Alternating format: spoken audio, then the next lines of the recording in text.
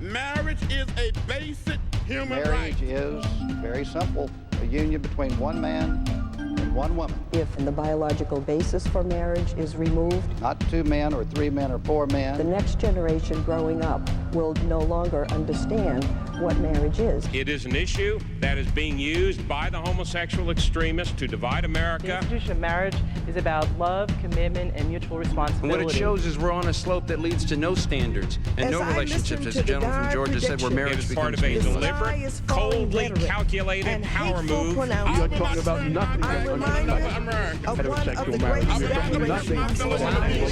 You're talking nothing. On carrying it out. Our nation must defend the sanctity of marriage. How do you feel about same-sex marriages? What do you mean same-sex, like man and woman, or? 2 women getting married, or 2 men getting married, wanting to share their life together? No problem. I really don't have a problem with that. You know, if they love each other, that's the main thing. That's the main issue. If they love, and then they will respect each other. Same sex? Like, it's up to the person. 2 women want to get married. 2 women? It's up to the person, I feel. Or 2 men. Yeah, but it's like, no way. 2 men? Personally, I wouldn't do it, but yeah, 2 women? It's up to the person. If the person feel that they could feel, 2 men? You know, like they really love this person, they want to settle down with this person, then it's up to them. I'm so glad you're here. I can't stand it. I have been so nervous. Honey, I love you. It won't be long. You'll be so lucky. Lois, you have got to take this to her. I started the police department in 1985, and when I first met her, I was a rookie, as they call them, and going through the program, and she'd had a couple years on and was probably one of the best females that was employed by the Tampa Police Department. Oh, wow. We did a lot of things together, sporting events, spring training, taking trips to go watch baseball games. I mean, there was just so much excitement, so much in common. It was like we complemented each other. Where's my baby? Bye, honey, I love you. If you guys knew how close you were right now. Lois and I both went to MCC in St. Petersburg, Florida. And they said, well, you need to go to classes. You need to understand the commitment that you're making. They said, you know, set the date, let us know, and you're ready to go forward, and that's what we did. We went out, we had dinner. When that was through, they drive off with her. Wow. And I go home, and I'm like, wow, I was lost. I mean, you know, you're with somebody 24 hours a day. You go to work, they're at work, you can talk to them. And I go home, and she's not there. I was nervous, but I was so happy. I looked at her and said, God, I am so lucky. It was coming from the heart. It was coming from her heart and a smile on her face. I'm going to tell you, that was the happiest day of my life. The future of same-sex marriages in Massachusetts is now in the hands of the state Supreme Court. For 32 years, I've loved Gloria and wanted to marry her, and I think after today, I will finally be able to do that. Linda Davies and Gloria Bailey had their day in court today, one of 7 gay and lesbian couples that went before the Supreme Judicial Court to argue for the right to marry in Massachusetts. But the state is saying Hillary may not marry Julie Goodridge because it wants a man. Attorney Mary Bonato argued the right to marry the person of one's choice is protected under the state constitution. We're talking about people who don't have equality under the law and should have it because all citizens in the state are born free and equal. The state wants to encourage this model of marriage where there are one parent of each sex. I have always felt discrimination as a black man, but certainly now as a gay man in a relationship. Now, if the High Court agrees with the plaintiffs, Massachusetts would be the first state to legalize marriage rights for gays and lesbians. A decision is not expected for several months, though.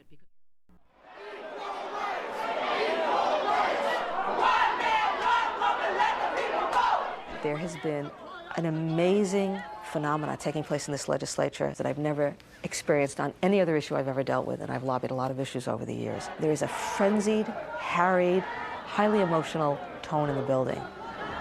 Our opponents have bussed people in from Georgia, from Virginia. Most of them are outside right now saying very nasty, vicious hateful things about us. Sodomy is sin. It is not right. You're rejecting life.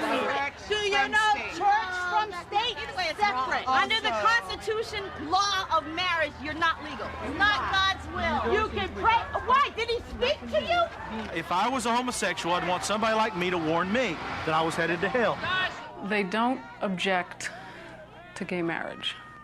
They object to gay human beings. You can look over there and you see these little kids carrying these signs, teaching hate.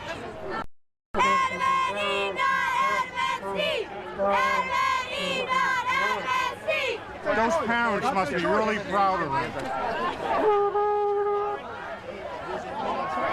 It's not a moral issue if it's something you can't choose. I know a lot of ex-homosexuals. I know a lot of ex-straight guys, too.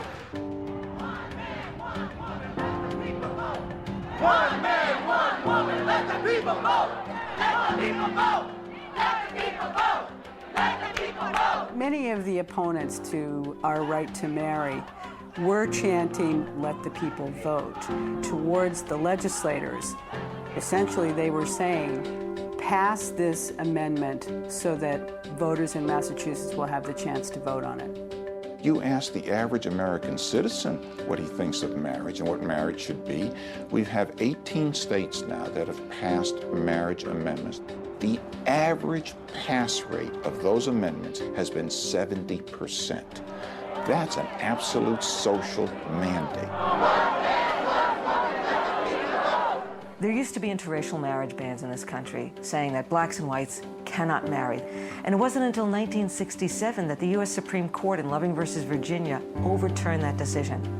Now, had that decision been able to go to the people for a popular vote, had that decision gone to the ballot, I can guarantee you it would have been overturned. Let the people vote! No group civil rights should ever be put on the ballot for the popular vote to decide, well, I like them so they can have equal rights, but I really don't like those people there, so we're not going to let them have equal rights. It is fundamentally un-American. This land is your land. This land is my land. From California to New York Island. We asked our activists to sing patriotic songs, to set a framework where legislators would be reminded implicitly that we're all Americans, that we're fighting to be treated equal under the law, that we are just like them. To the New York Islands, from Redwood Forest to the Gulf Stream waters, this land was made for you and me. Is there any doubt in anyone's mind that the statute of marriage was created to give statutory protection to the family unit, to a man and a woman and the children that they would create? Now, I've had people say, how can you talk like that, Marie? We have people living together, divorce, we have all kinds of family units. And my answer is simple. Don't give me examples of bad behavior to support this argument. Support what has been traditional, what has been the law of this Commonwealth and the law of this nation in the history of 4,000 years of civilization. To have legislators and people even contemplating whether we deserve this right, it shows that our society has this homophobia and this hatred that's it's okay, it's condoned. The fact that people are even talking about our rights as if they can take them away from us it's disgusting to us. It can be really trying to have something that matters so much to you be sort of like a ball tossed around. This wrangling and this political maneuvering, I'm not sure that they understand that these are people. We were sort of late bloomers, realizing, oh, the State House, we're 20 minutes away, we should actually be there. It sort of was a really late thought for us. We decided to be home and watch the debates because we wanted to hear every word of it. And all of a sudden, we look on the TV, and a friend of ours happened to be in the shot that was going by. And I looked at Becky, and I said, Becky, Jen is down there. We're supposed to be down there. We should be there, too. And she sort of had this light bulb and sat up on the couch and said, yeah, we need to go. This is our future, you know? I think that before this, we weren't talking marriage in the close future, but we know that that's something that we want one day, you know? We grew up dreaming about it also. Young gay folks, it's unimaginable to them that we wouldn't have the right to marry. Now, I come from a different generation, a very different generation. I came from the lesbian feminist movement of the 70s, where we eschewed marriage as a heterosexist institution. I show you what a kiss and a hug is. This is a kiss. This is a kiss.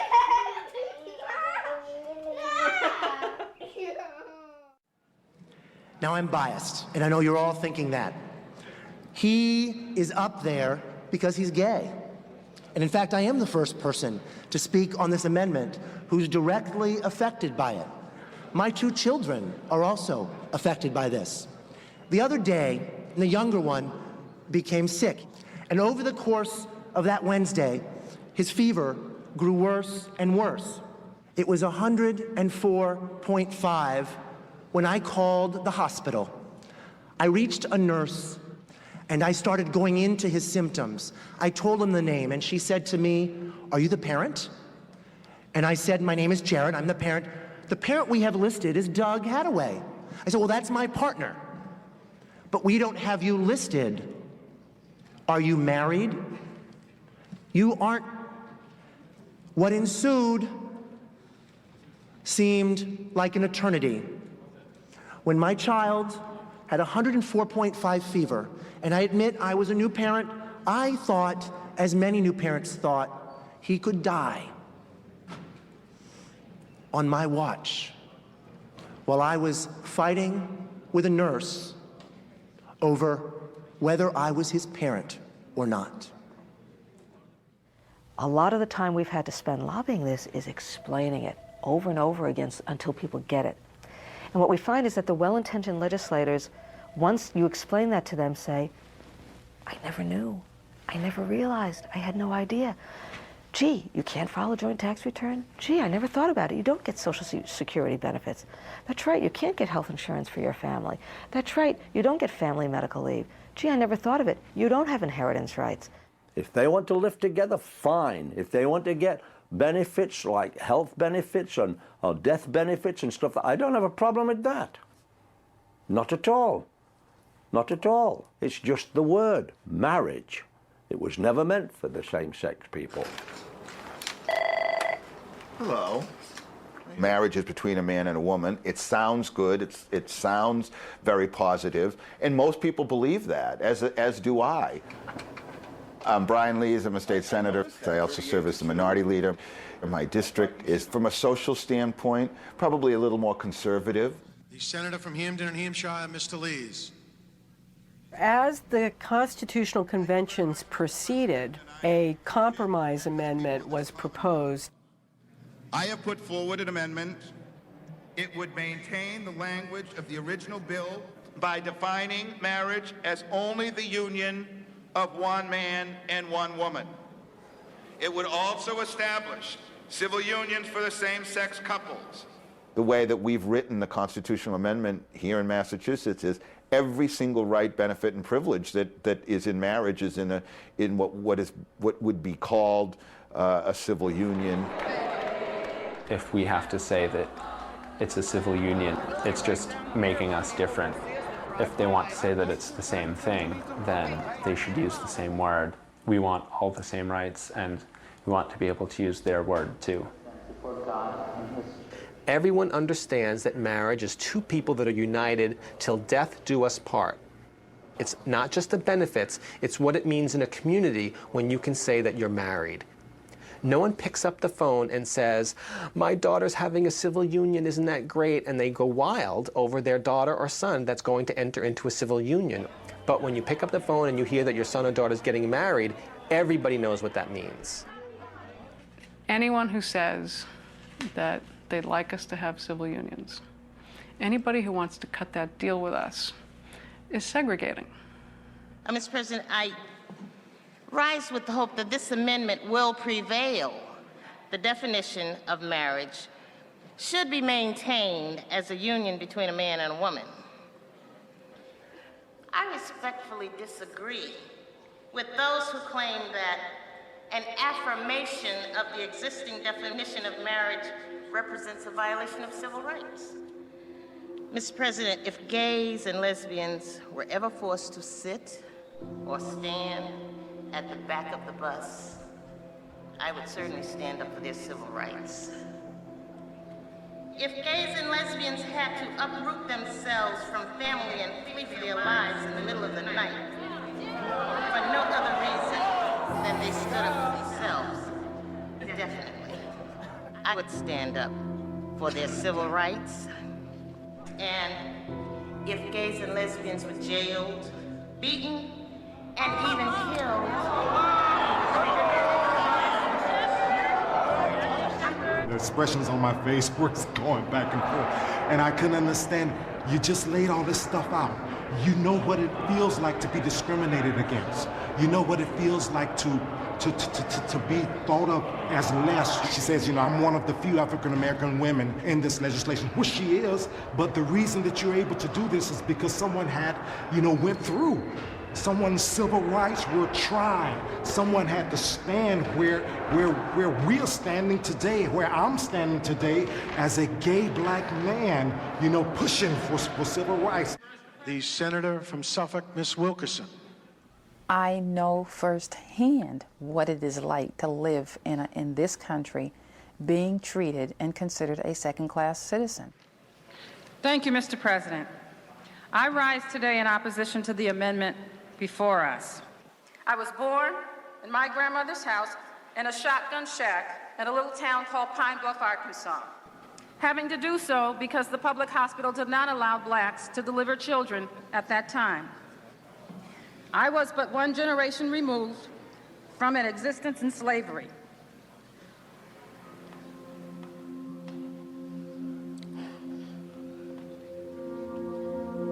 And to this day, I carry the name of that dark and ugly history resulting from being almost equal.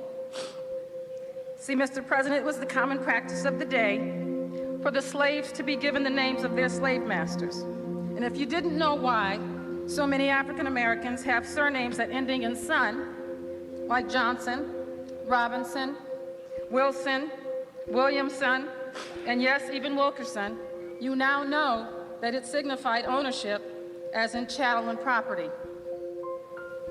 Because I know firsthand that world of almost being equal, I could not, in good conscience, ever vote to send anyone to that place from which my family fled.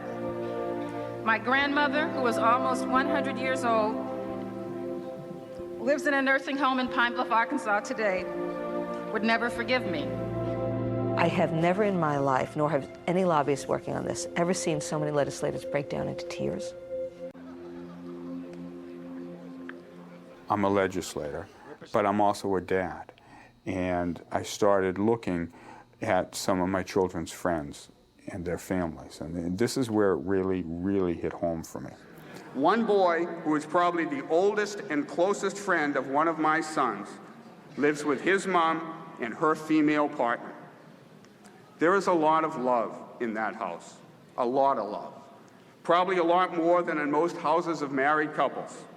So my question is, and I challenge anyone here to try to answer this question, how can I tell that boy, that has been in my house so many times, that his family isn't as good as mine?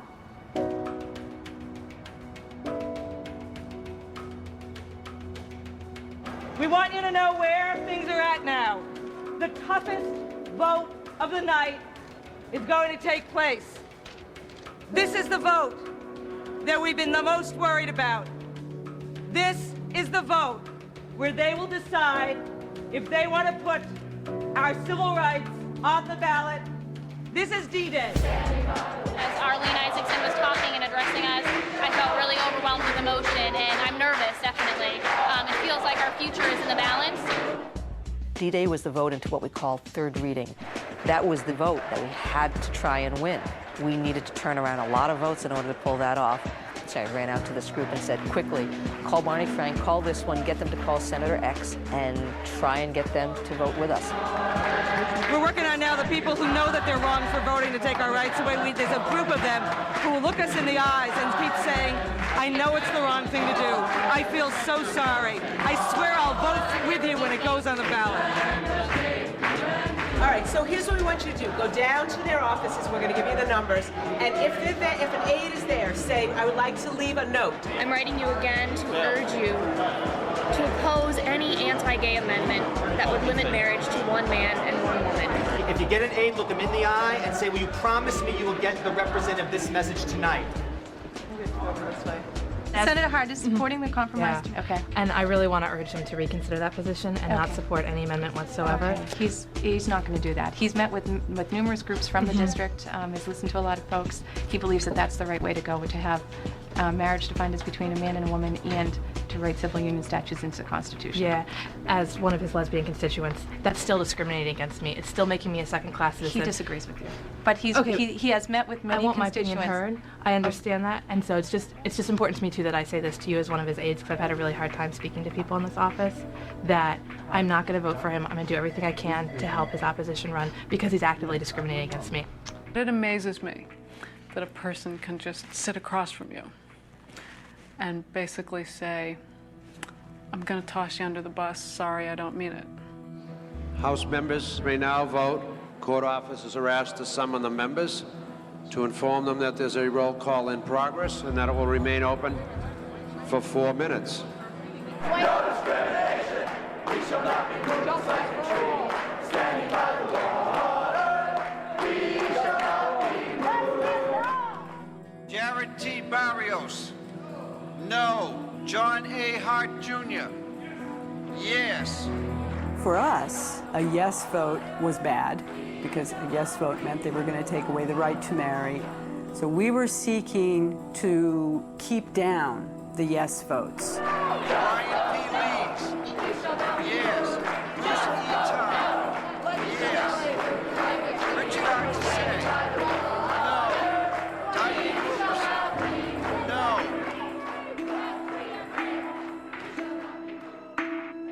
On this matter,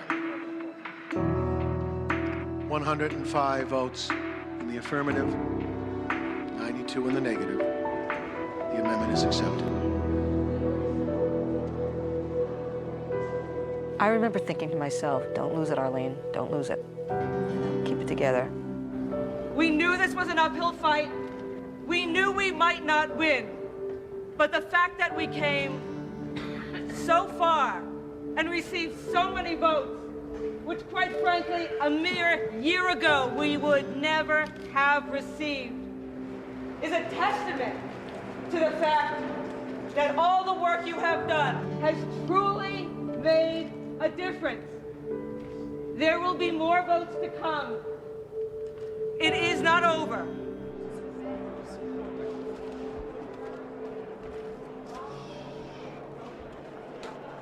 In middle school, I had a teacher who had been a victim during the Holocaust, had been put in a concentration camp, had numbers on her arms, and her name was Mrs. Apfel. And Mrs. Apfel always used to say to us in her thick German accent, you must study, you must learn, and we always used to make fun of her. And then one day she said, and she was clearly reflecting back to her childhood, she said,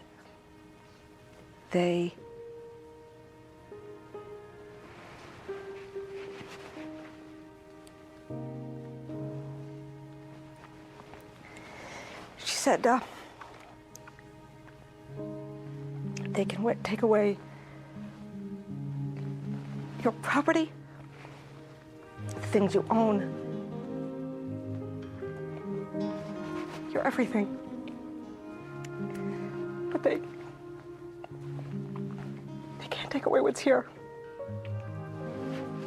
And while her lesson was, of course, to teach us that we should learn and study, because if in a horrible world we lost everything, we would always have here something they couldn't take away from us. And that kind of informed my thinking and approach about this, which wasn't a question of knowing knowledge that they would take that away from us as gay people, but knowing that they cannot take away our dignity, they can't take away who we are, they can't take away our goodness, they can't take away our pride, and we mustn't allow them to, no matter what they do, no matter how they vote, no matter how they change the laws. I'm really kind of amazed by how conservatives oppose this, because this is, and was always understood as, a conservative measure.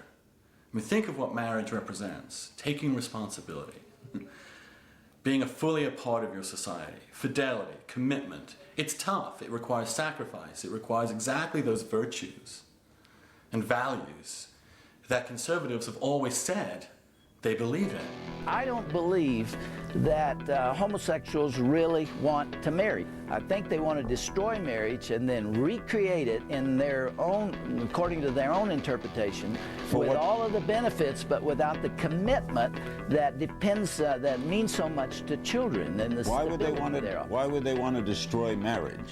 Why would they not? If they want to destroy it, why do they want to be married? I don't think they want to be married, most of them. Today is Valentine's Day, and in Los Angeles, California, and around the nation, as well as our friends in Canada, we're going all out to our county clerk's offices to get married. He and I have been together for 18 years. The one thing that I want to do before we die is to marry legally. We just celebrated our 24th anniversary. We just feel we should be given the right to legally marry. What's the letter say? Is it a rejection letter? It says the clerk only issues marriage license only to an unmarried male and an unmarried female. Okay, because we're both unmarried males. Do you think the gay people should be able to be married? I mean, you marry people every day, right? We want to let you know we'll be back next year on Valentine's Day again, and we'll encourage more and more people to come until we are able to marry in the state of California. We know it's not your fault. We have a son who is gay, who's in love with another man, and he can't get married anywhere in this country. And we want to know why our son is being discriminated against. Yeah, it would be great if we got a license today. It really would be.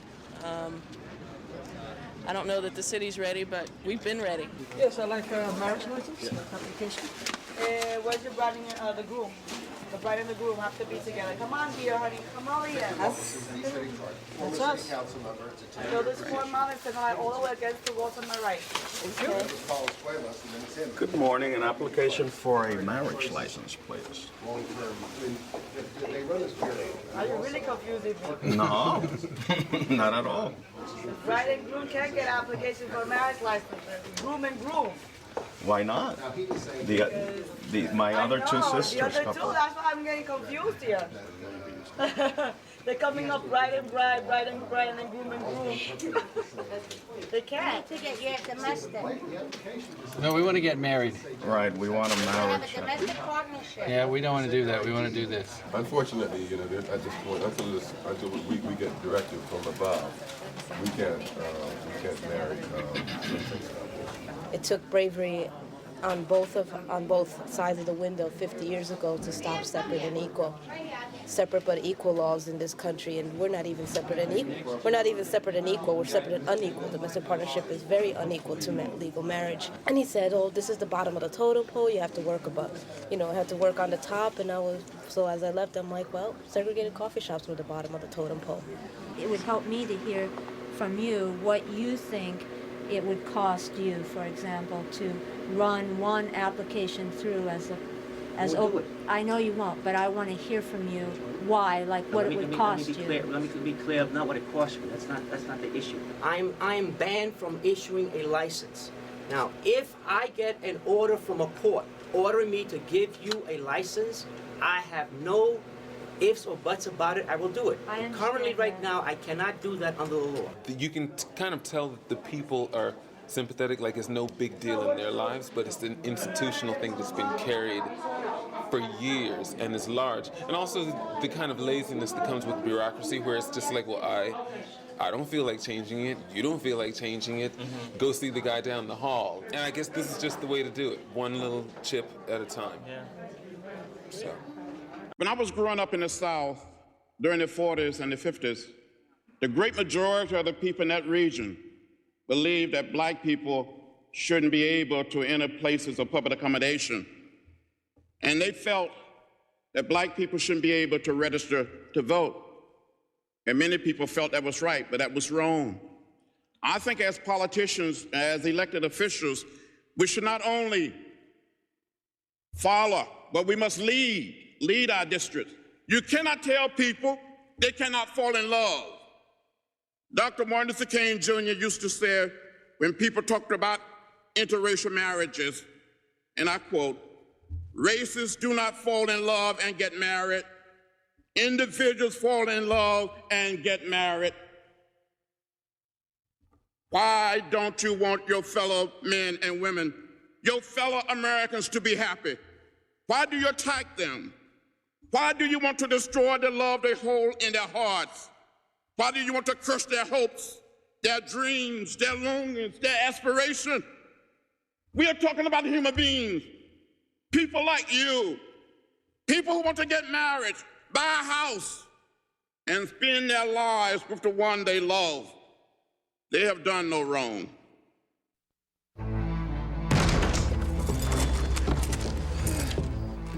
What? Who's the woman you're sleeping with, son? What? I'm his wife. Not here, you ain't. In the early 60s, Richard Loving, a white man, and Mildred Jeter, a black woman, fell in love and wanted to get married. But unfortunately, they weren't allowed to do so because the law in their state defined marriage as only between people of the right races. And so Richard and Mildred left Virginia and went and got married. Sometime later, they're awakened in the middle of the night by a knock on the door, and were actually arrested by the sheriffs and police officials of the state of Virginia, who charged them with the crime of wrongful marriage, of marrying the wrong kind of person.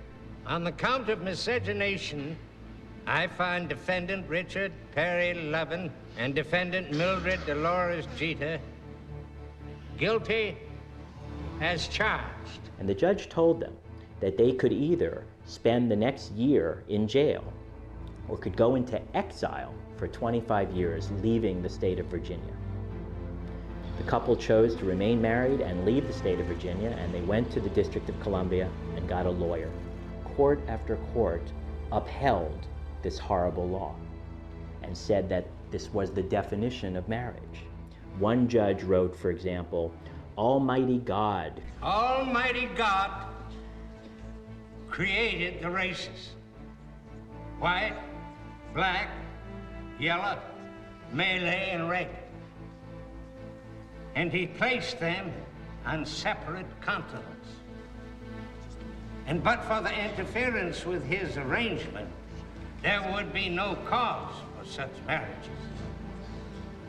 The fact that he separated the races shows that he did not intend for the races to mix. And God's definition of marriage, the separation of the races would remain intact. And he upheld this restriction.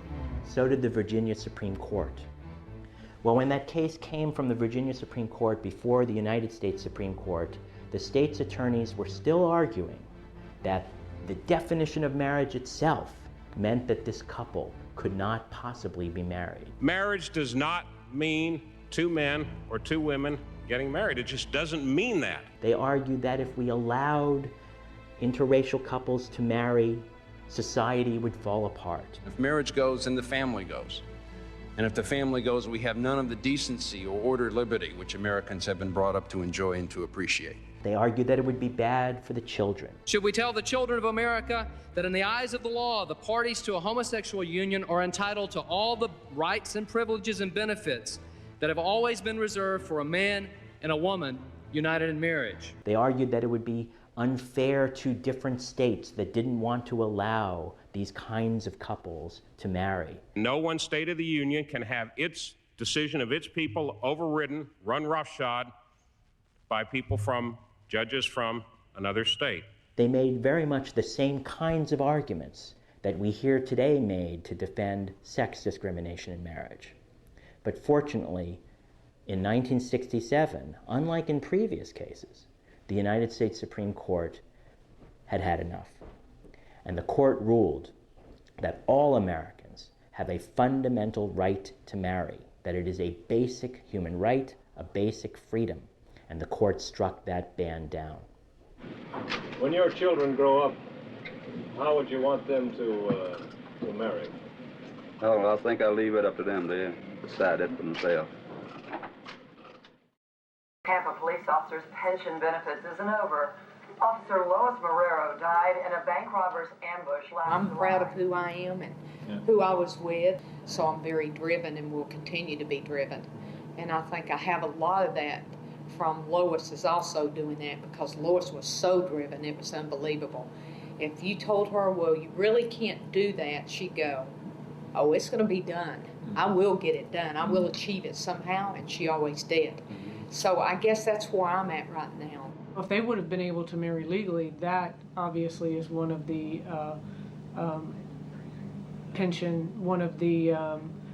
I think just the two. You have to either be legally married or have legal dependents that you can leave your pension to. Those are the only two cases prior to July 3rd. So what would have happened? Would there have been this board hearing? No, there would be no board hearing whatsoever. It would be an automatic.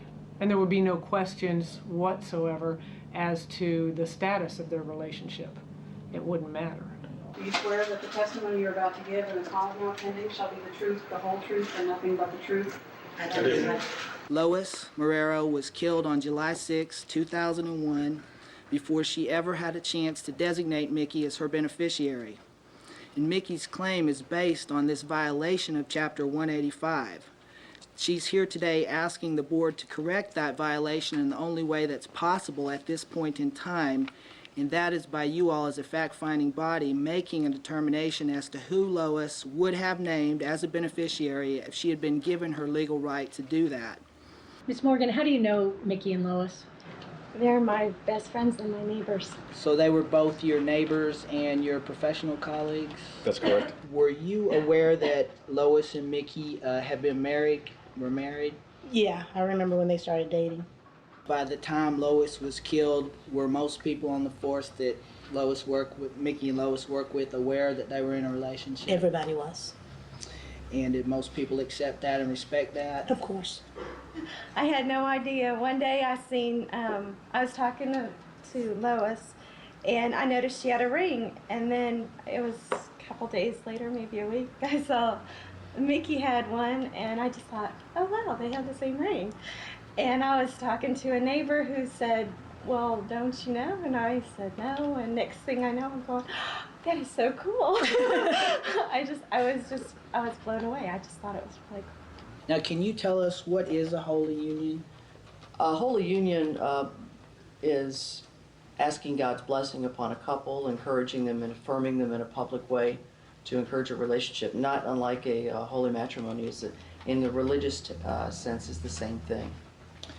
And does this mean that the participants are making a lifetime commitment to one another? Oh, yes. Now, if a same-sex couple who've undergone a holy union ceremony want to terminate their relationship, does the church have any kind of provision for that? Yes. If you've had a holy union in the metropolitan community churches, you have to find the pastor who performed that ceremony, and a right of disillusionment is, a document of disillusionment is written, and all parties who are involved in that ceremony have to sign that document. And prior to Lois's death, did either Mickey or Lois contact the MCC church to file for a dissolution? No, they did not. During your wedding ceremony, did you and Lois exchange rings? We did exchange rings. But matter of fact, her sister and her brother-in-law had the rings, and they were given to us, and Lois placed the ring on my finger, and I placed the ring on her finger. And did you and Lois continue wearing those wedding bands? Up until the day that she was killed. And you were actually present when Mickey learned that Lois had been killed, had been shot? Yes. And you were actually the one that informed her? Yes. What were some of Mickey's concerns? As you told her, can you just tell us briefly?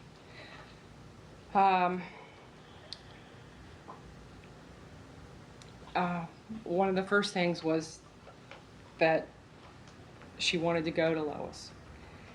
And myself and another of the officers in there, we basically picked her up by the elbows and moved her into the sergeant's office where it was a little roomier and got her into a different chair. I was concerned that she might be weak or upset and that she could fall or something, and I didn't want her to hurt herself. And by the time we got her seated, my husband called communications to try to get more information because Mickey kept asking if she was gone. And my husband said that he talked to radio and that Lois could still be alive, that they were working on her. And then about a minute or two passed, and Mickey said, "She's gone." And I said, "Mickey, you don't know that yet. You don't know that." She said, "Yeah, she's gone. I can feel it in my heart that she's gone." And then she said, "Please take me to her. Please take me to her."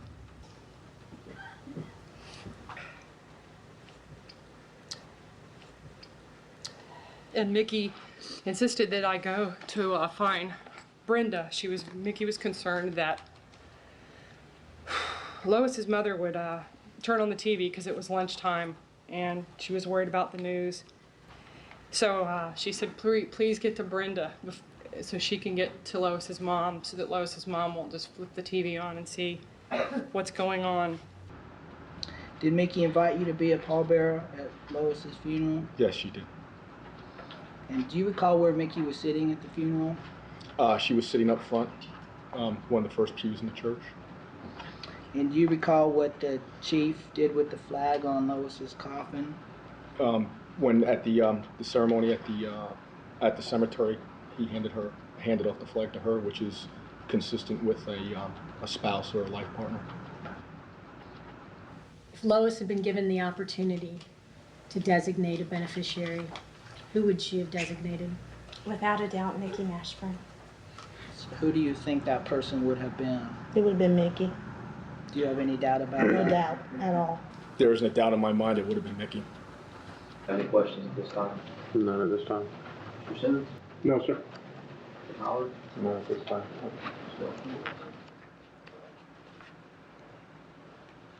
I got it right here. I really have to get myself together because I'm tired, and hopefully be able to come back and talk to everybody a little bit later. You would hope that everybody would have an open heart and an open mind. There's no doubt that the people that spoke today spoke from their hearts and spoke the truth. The law has to change, not only for myself, for other individuals. It's like was stated in the hearing today. This is not a gay issue. This is everyone's issue, and that's what we're working and striving towards.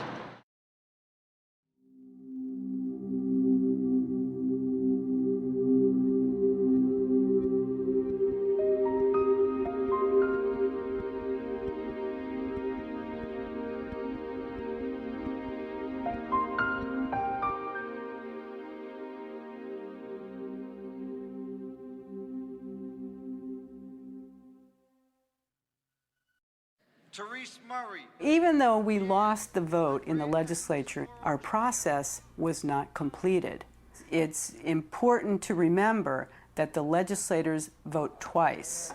So marriages could still go forward on May 17th. Yeah, we got 1, 2, 3. Woo! We are hours away from the moment when same-sex couples will be able to legally marry for the first time ever in the United States. Cheers. I just want to say I'm looking forward to now spending time to find my own date. The pressure's on, Josh. Everyone finding their partners. Yes, oh, excellent. There you go. I spend an awful lot of time thinking right now about, will I ever have the life that I think I once wanted? Hi, Josh. You don't remember Josh? Get a little nervous. How are you? Will I have children? Will I grow up to be, a grandparent? I'm optimistic that, I'm going to find, what I want, but I won't deny that there's a little bit of me which sits there and says, wow, had things been different. Had I been born, 10 years later, chances are I would have spent a lot more of the last 10 years looking for Mr. Right instead of fighting for the right to marry Mr. Right. On May 16th, that evening, Cambridge, which is the next town over from Boston, had a giant party in front of their city hall. Gay marriage was legal on May 17th, so everyone was opening at 8 o'clock in the morning, but for Cambridge to do it at 12:01 and to have all of these people, it was the biggest celebration. If you have an intention to marry and you have a number, please queue up. We decided to walk down at 10 o'clock, which normally we'd be ready to get into bed. And so we walked down, and immediately I had the energy of, I don't know. It was incredible. This is going to be the first place in this country where people are going to be able to start moving forward to get a marriage license, a real marriage license with all the benefits, rights, and privileges that go with it. 12:01 is when they'll start getting them. They're giving out more than a marriage license in there today. They're giving out public dignity. I can't believe that it actually happened in my lifetime. I didn't think it would, so I'm like amazed that I'm 32, I get to marry the woman that I'm madly in love with. You got hundreds and hundreds and hundreds of people either waiting to get marriage licenses or wanting to bear witness to history. This is it. This is the real thing.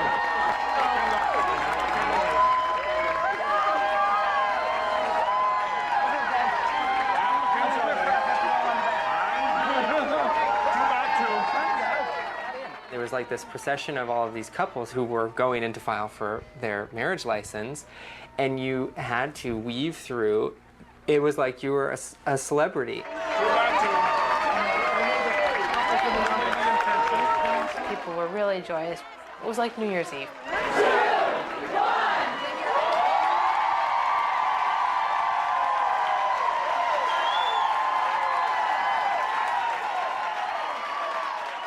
We then began waiting for our number to be called. 3, 4, 5, 6, 7, 8, 9, and 10. If you can hear it well. And they gave us our number, and we were couple number 82. No, you can talk to her now. Jason was the first person that, when it felt good, it was amazing, and when it felt bad, all I wanted to do was make it feel good again instead of just run away. That's probably when I thought, oh wow, this is sort of what people do who are married, like they work things out. You solemnly swear that I made arrangements to propose to Paul on the same path that we went to the night that we met. Got him a small little frame. Inside was a black and white photo of the two of us. And that we had taken like a month before in a little photo booth. And then on the other side it said, will you please spend the rest of your life with me? I loved he said, would you please spend the rest of your life? Just the fact that he put please in there. would you both raise your right hand? Do you solemnly swear? It struck me on this momentous day. A lot of couples have been together forever, and the thing that was missing was this little moment when they lean over a table and somebody signs a piece of paper. And it was this really simple stroke of the pen, and that was it. And that's what this whole thing has been about.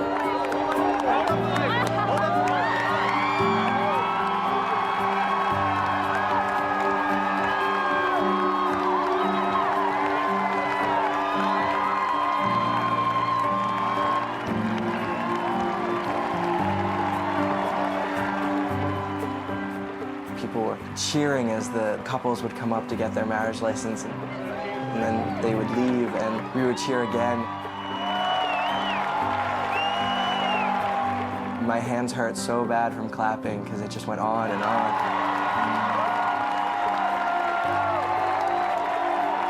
Marriage is such a profound choice to say, you're the person who's going to be home to me. You're the one who's going to matter. You're it. You're always working for something, for a deeper level in a relationship. And marriage is such a pinnacle moment, I think. So once you have it, it feels really good and safe and secure, like you've accomplished something.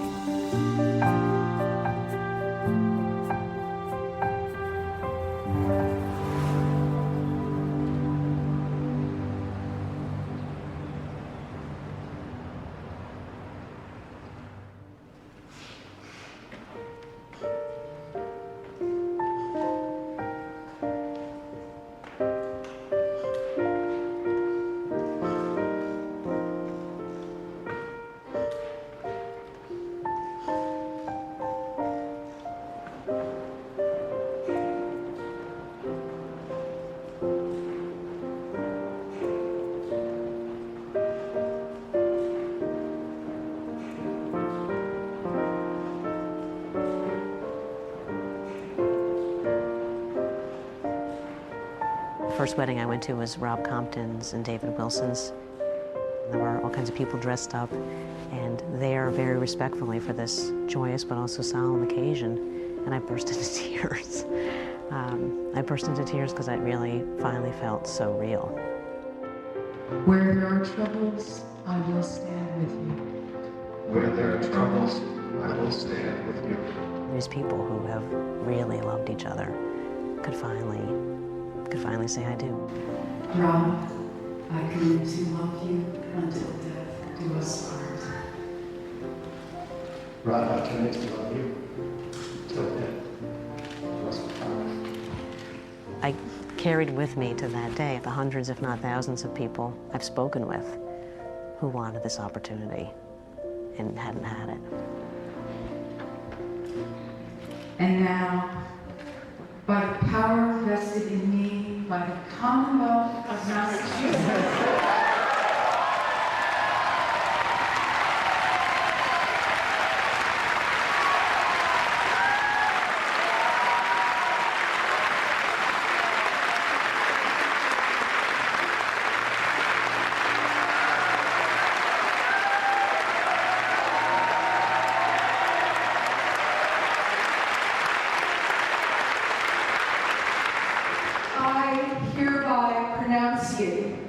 partners for life, legally married.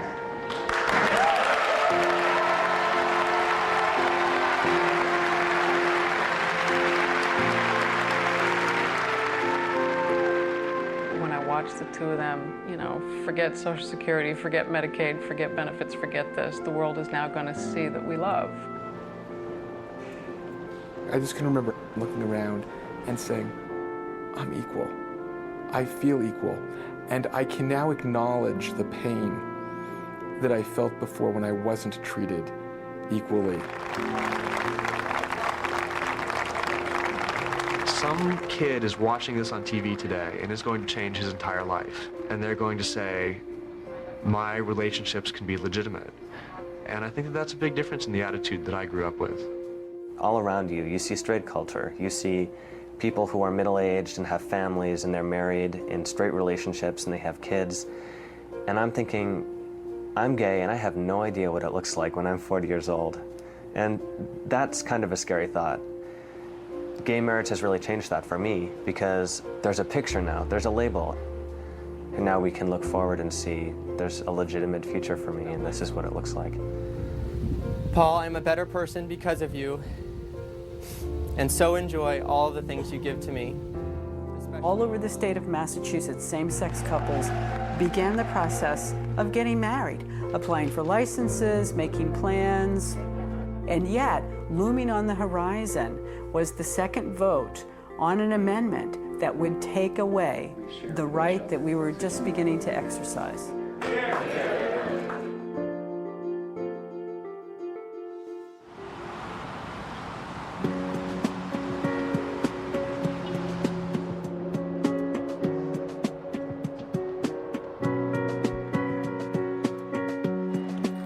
We're looking for engagement rings, and we've been shopping for a couple of months now. Yeah, that's the one. Yep, that's it.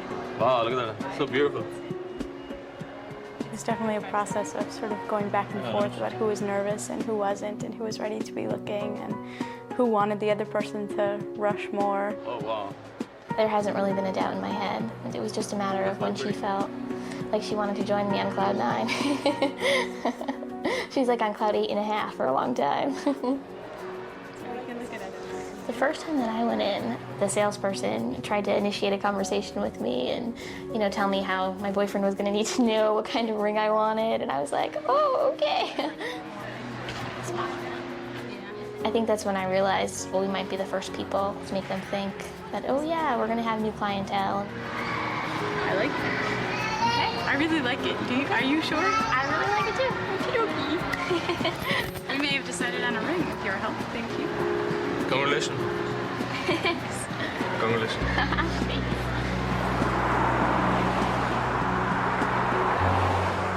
Right now, this is a fad. And a lot of people are getting married, gay marriage, because it's their way of trying to make themselves not feel so guilty and bad about it. I firmly believe that it is their desire to have equality, but it's ultimately affirmation that their lifestyle is normative and good and proper. So marriage is really a trophy. You know what we should have done? Put some of that stuff in the back. We have marriage, and it means so much to so many people. And they know that it's on the line right now. They know that they can lose this next year. So we have this coalition called Mass Equality. We're trying to find people that are supportive of same-sex marriage, and we're letting them know the things that they need to do. You know, you're at a really amazing point in history here in Massachusetts. You know, we won equal marriage rights a year ago, and we'll be fighting over the next year to hold on to them. And you guys can play a key role in that. My name is Mark Solomon. I'm legislative director for the Mass Equality. I remember when I was about 12, one of my cousins asked me if I was interested in girls. And I remember just thinking, no, I wasn't interested in girls, and that was not an okay thing to be, to say, to feel. When I was 22 years old, I was a Republican staff person on Capitol Hill trying to fit in. I was working very hard to try to date women. Towards the end of my 20s, it was very clear to me that I was gay, and there wasn't any changing that. If same-sex marriage had been around when I was a kid growing up, I think it would have had an influence. Getting rid of some of the stigma for young people, I think, makes a huge difference to me. You know, just knowing that they see the potential of being able to get married is just a really, it's a really beautiful thing.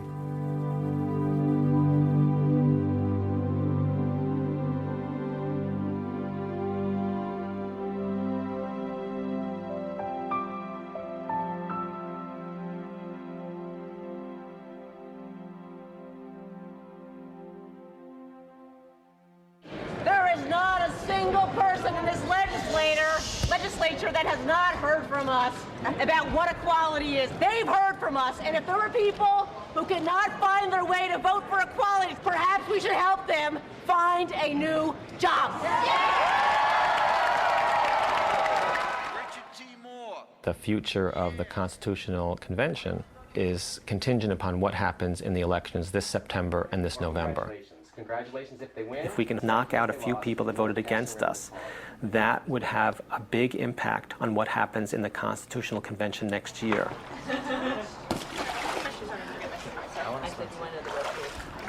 We lost the amendment process this year by 5 votes.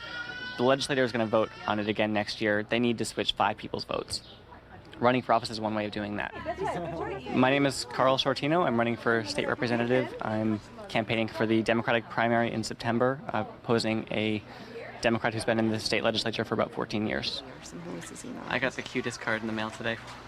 I guess I had door knocked her, and just wrote a little note that said, "No, you have my support. Make sure you mark me down as a supporter. And I can't give much, but here's a donation to give me a $5 check." Oh. It was so cute. I was like, I love this. Nice. So that was nice. Carl's running in Medford and Somerville against a guy named Vinnie Ciampa. How you doing? Representative Ciampa, how you doing?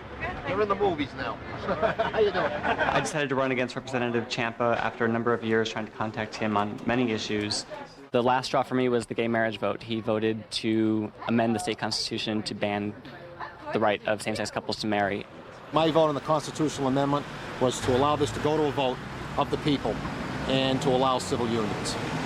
I thought the fairest opportunity was to allow the voter to react to this. Most people would say there is absolutely no way to defeat an incumbent legislator in a primary. But this time is different. We have to win. This is Carl Shortino, running for state representative. I know that I'm 25 years old. I'm openly gay. I've never run for office before, and I didn't grow up in this neighborhood. I moved here 8 years ago. Those are 4 really big strikes against me. Nice to meet you.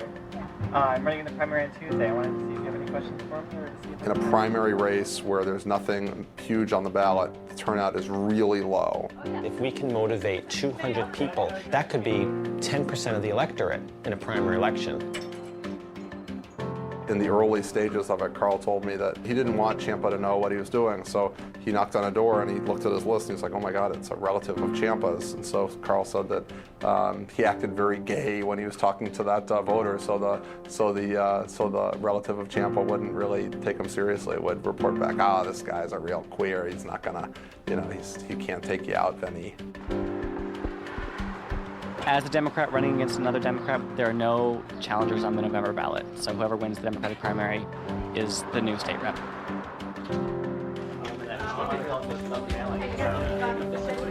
I'm very humbled, actually, by the amount of support that I've been getting from the volunteers.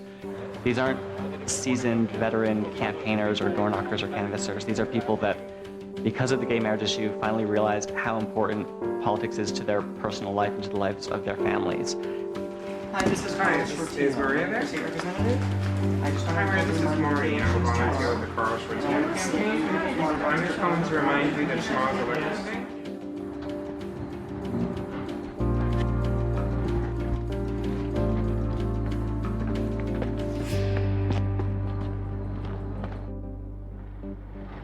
This is pretty exciting. This is the day. You guys remember where we started? Carl, do you remember where we started? I think there were 3 of us in my living room saying, let's run for office. This is a campaign where, people were like, oh, that's great that you're doing this. I don't think that you could actually win. I don't know if lots of people will support you. I don't know if you can raise the money. Look where we are today. You ready? Yeah. Let's go. It is 7 a.m., election day. I am going to vote and go visit with the voters at the polling stations. I'm a little bit nervous. At 9:30, each of the precinct captains collected the list from the poll checkers. I think it was 818 people had voted at that point, and 50% were ours.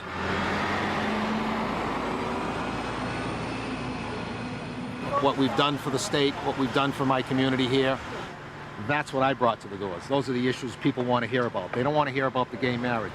I don't like lesbians, I don't like fags. That's the name of the game. He wants to put it on the ballot and let everybody else, me and you and everybody else, make that decision. If something's going to change that drastic in this country, in this state, it should be the people deciding that. So if it does pass, then everybody knows that that's what the country and the state want. What we found at 1 o'clock when we pulled all the lists the next time is we got slammed.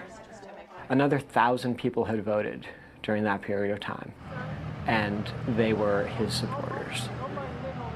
Hi, Marie.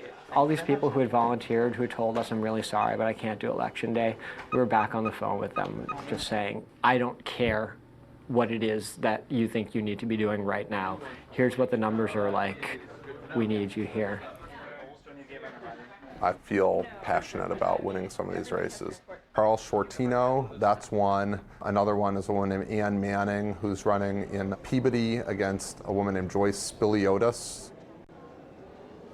Can you tell us what your position is on gay marriage, and do you support an amendment to the state constitution defining marriage as the uniting of one man and one woman? No, I do not support amending the Constitution to write discrimination into it. I mean, that's one race where I just really feel emotionally attached to the outcome. I'm going to be really sad if she loses. And Ms. Manning, why don't we be honest then? Why don't you tell the people out here who mass equality is? Why don't you tell them that you're on a gay and lesbian website? And I think that's terrible. You're on the school committee in this city. You are an elected official, and for children in this city, I don't care what your sexual preference is or anybody else's, but for an elected official in this city representing children to be on a gay and lesbian website, I find offensive, as do a lot of other people and parents in this city. Thank you.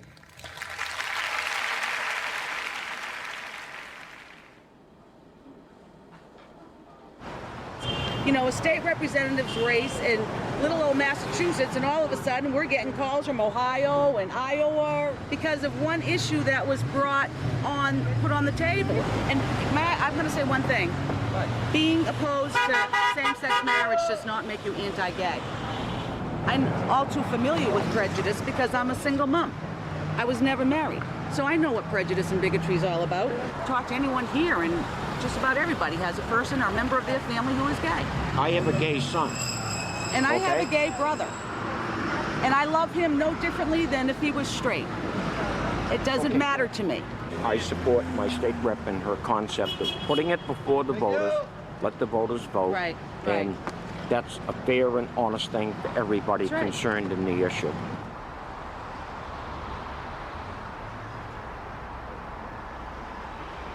We sat around on election day and waited. Polls closed at 8 o'clock. We had a primary night election watch in Boston South End, and we were in a war room, basically on the second floor of the building, sitting and getting election results as the campaigns called us up one by one.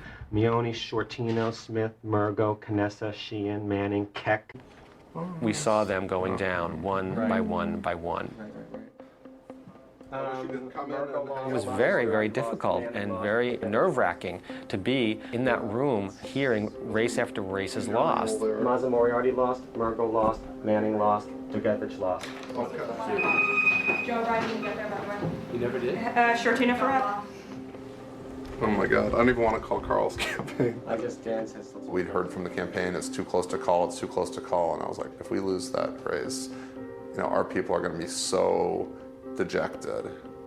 It came down to 2 kind of average precincts, and our worst precinct hadn't reported yet. 5-2 Medford. 132 Carl. 193 Champa. And all we could do at that point was wait for the results to come in. Wait. 5 Medford, Carl 166. Champa 173. So it was a nail-biter. We just heard that it's too close to call, and I don't know what that means. Carl represented the hopes and dreams of a lot of the people in that room, and I just did not want to have to announce that he lost by 150 votes. After about 2 minutes of waiting, no one could stand it anymore. We were like, what's the precinct captain's phone number? So we called up, and he had just gotten the numbers. We wrote the numbers down, and the margin that we had in the spreadsheet turned out to be 117 votes. We were just absolutely silent. Vinny Champa in Somerville is packing his bags because.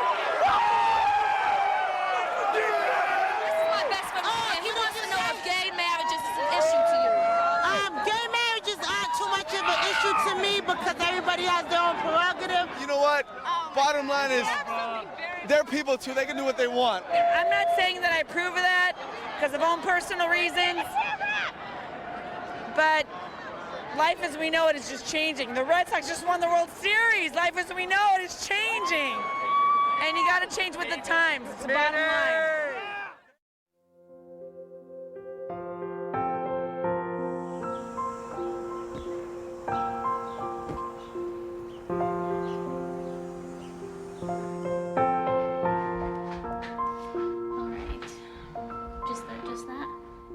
We are in the midst of planning our wedding. On this day, we pledge to honor our vibrant love, to nurture and protect it. Our lives. Invitations went out already, and we are hopefully going to be getting most of our responses back by the middle of this month.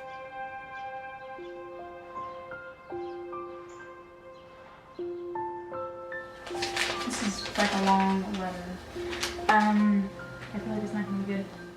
I invited 3 really, really important people to my wedding. One of them was like an older sister growing up, and her parents. Like after my mom, they're the closest thing I have to family. Anyways, it's awful that we have to receive letters like this.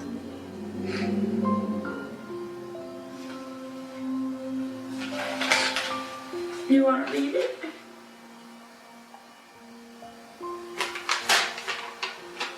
I have trouble reading stuff like this. I have trouble listening to someone say, I love you, but I don't accept you. I love you, but I don't accept you.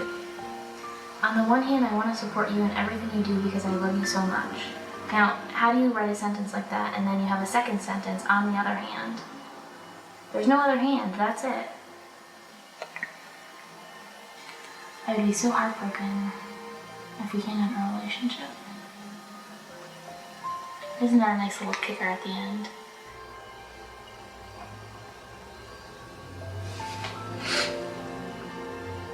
We don't want this. I mean, we have too many people who do love us and who do support us that we don't have room for the people who can't get their act together.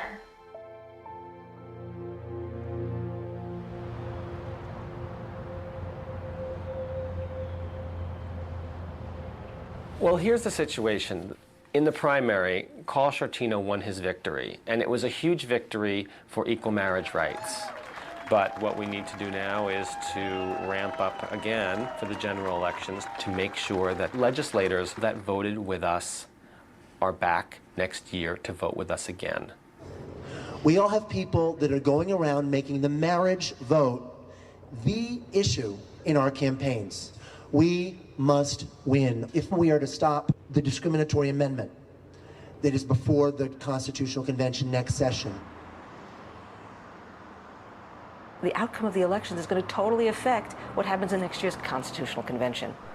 If we can make sure to re-elect all the incumbents who voted with us, they'll go back to the State House and their colleagues will say, gee, Tom voted with the gays, and look, he got re-elected. If he can do it, maybe it's safe for me. And if we lose even one, just one, it's going to have a chilling effect on the rest of them because they're going to say, well, good old so-and-so lost after he voted with the gays. That could be me next. One race I'm very worried about is a race for Kathy Tien. She took a vote in support of equality for us, coming from a district that's very, very conservative. I received a lot of calls from members of my church, about 2/3 for me to vote against gay marriage. Some people who had backed me in all my previous campaigns called me and said they weren't going to be able to support me anymore. It's very appropriate that I stand today to discuss marriage because today is my 33rd wedding anniversary. When I got married back in 1971, he was at the time 50 years old and I was 23 years old, and people didn't think it would work. They said, this is not normal. This is not the kind of wedding that we usually have in Whitman. I saw the discrimination because people thought that our marriage was kind of weird. In Massachusetts, we were leaders in fighting slavery and fighting discrimination racially. For us to tell the rest of the world that we're going to change our Constitution to limit rights to certain groups of people, I think is not the thing to do.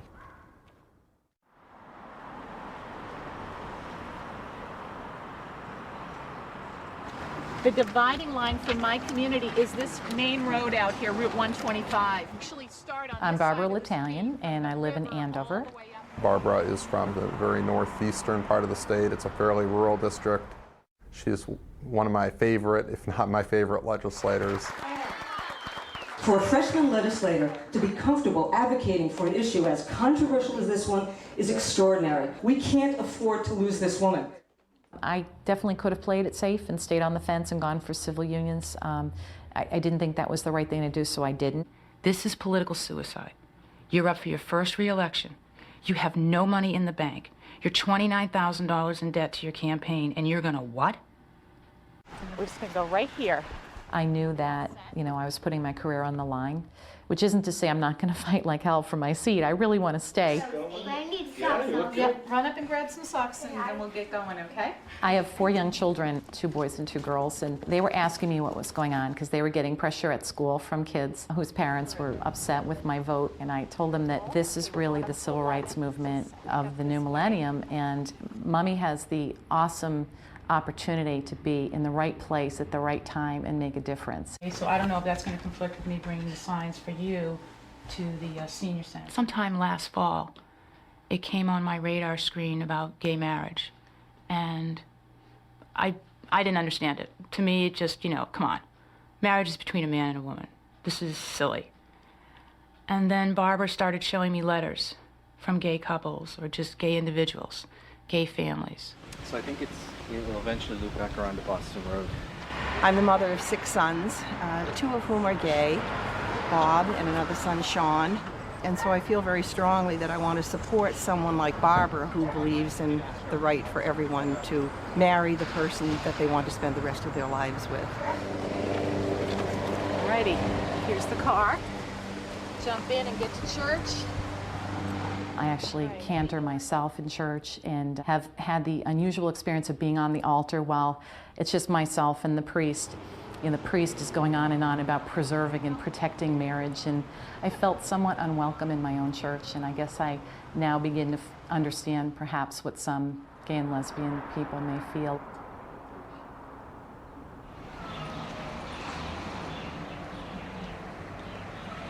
Carl Shortino was one of our great success stories after the primaries. We thought it was over. There's no Republican challenger running in the general election. The next thing we hear, there's a Boston Globe story saying that Vinnie Ciampa was going to get back in the race. He cannot let go, and he wants to get his seat back. He's running a write-in or sticker campaign. They've mailed stickers to every person in the district, asking them to vote against Carl and for Vinnie Ciampa. I was told by other elected officials and people in the community, don't worry about the write-in campaign. He can't pull it off. It's too technically difficult to pull off. But these are probably the same people that told Ciampa over the summer not to worry about me. The moment we were sure that he was back in the race for the write-in campaign, we were back in high gear. We knew that for them to be successful, they would have to go negative. What we weren't expecting was how negative. There's a barrage of anti-gay hate mail coming from supporters of Vinnie Ciampa. This campaign has gotten downright nasty.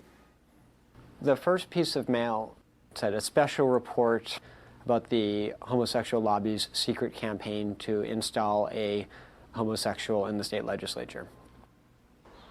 Everybody who looked in their mailbox knew that Carl was gay. That was their message. Carl is a big gay homo. That was it. That made it harder to go to people's doors and try to talk about education reform because the voters would say, well, what about that gay?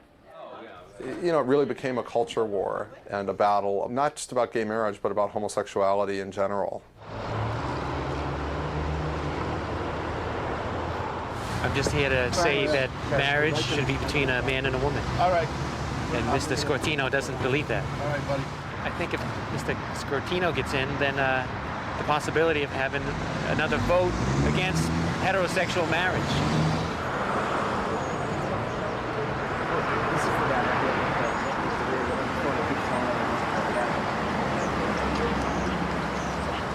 Voters? Yeah.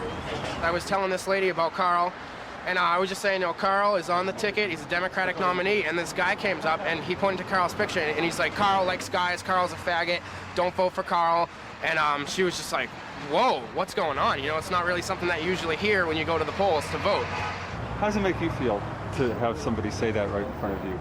Well, honestly, I'm kind of used to it. I mean, that's basically how it is in high school. I mean, it's always going to make you feel bad. We're just going to work to change it, I guess. The candidate himself, the guy who's won the Democratic primary, in a suit, standing there and having to hear people say things like faggots. Who the hell are people to judge? They say, judge not lest you be judged. Everybody got a right to live the way. And what about all these straight politicians that have the mistresses? They live in the suburbs and then they go finagle and Tobago in the city. There's more straight politicians cheating on the wife than there are the gay people that are innocent. So let people live their life. Okay, we got big action going on. We need some big guys. Dan Cohen called me around 4:30. They asked me to go to a specific polling place where Champa actually was. How's the race going? Very well, very well. It's all about civil rights, isn't it, huh? Starts at the ballot box. Always remember that. You know, there were some people who were clearly going to vote for him, who either had their stickers in the car, Benny, I'm with you all the way. Got to get in there. Got to do the right thing. Thank you. I know. Thank you. Thank you. Thank you very much. See how it works? What I really wanted to do was to stand near Vinnie Champa and try to convince people to not vote for him. If you're a Democrat, you don't need one of those to vote. Excuse me. One more time. What I was doing felt great. Are you voting for the Democratic ticket, Carl Shortino? Because I was standing up for someone who I believed in. You know, standing up for Carl was like standing up for myself. That was great. Hi, my name's Chris. In the war room, we were calling about 60 senators and representatives, and we had it all spread out with our scorecards to mark off who was winning, who was losing. Have you heard from Marion Mass Equality? We were wondering how Kathy Tien was doing. Okay. When I took the vote on the marriage amendment issue, I knew that it might mean that I would lose the election. Okay, great. Congratulations. Good job. How's Doug Buddy Rouse? How'd you do? Who's that?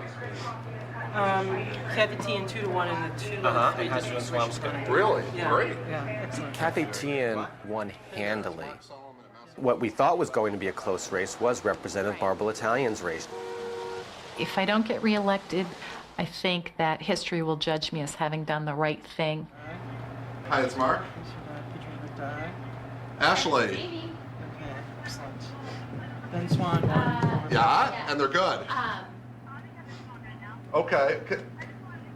Thanks so much. Yeah. Give her a big hug for me, okay? Hello. Barbara. She won. Yeah! Woo! Thanks so much. Okay. We're happy. Okay. Bye-bye. Not only did Barbara Italian win her re-election, it wasn't even close. James, we're going to return. I'll call you in 20 minutes. Okay? Crazy. I'll tell you later. Bye.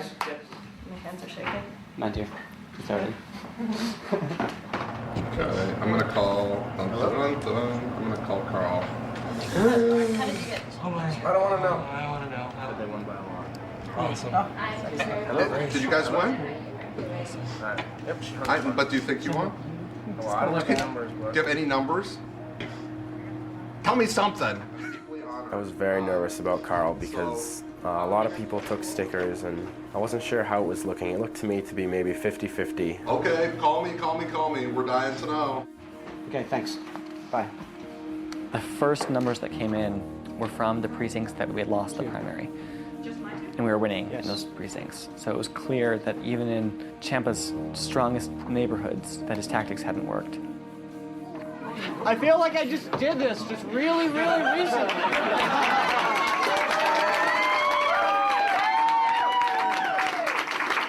But this time I can actually introduce the next state rep.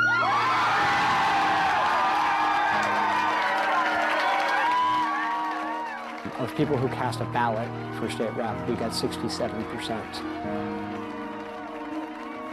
Champa received roughly half the number of votes that Carl did.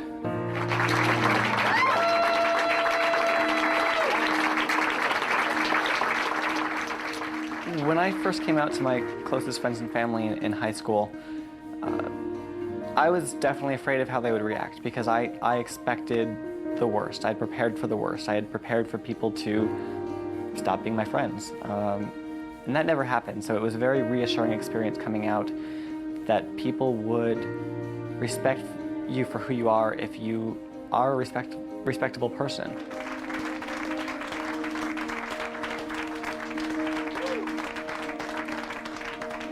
And I guess in a way the campaign was very similar. When I went to the Mass Equality Party in September after the primary election, I was advised by some people in my campaign that I shouldn't walk into the party and hug everyone because it might be not necessarily a positive thing to have the front page of the Boston Globe be me hugging another gay man. We came in and I was about to give him a hug and he's like, I need to shake your hand. And I'm like, no, what are you talking about? Thank you. How you doing?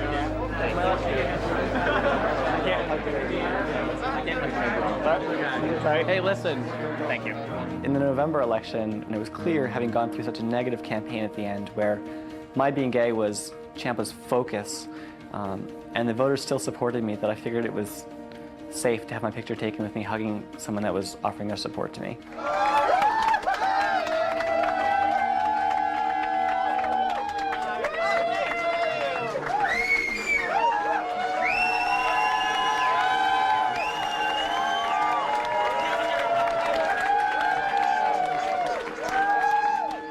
This was a race about homophobia and about a gay person running for office and what a gay person can confront when they're taking on power.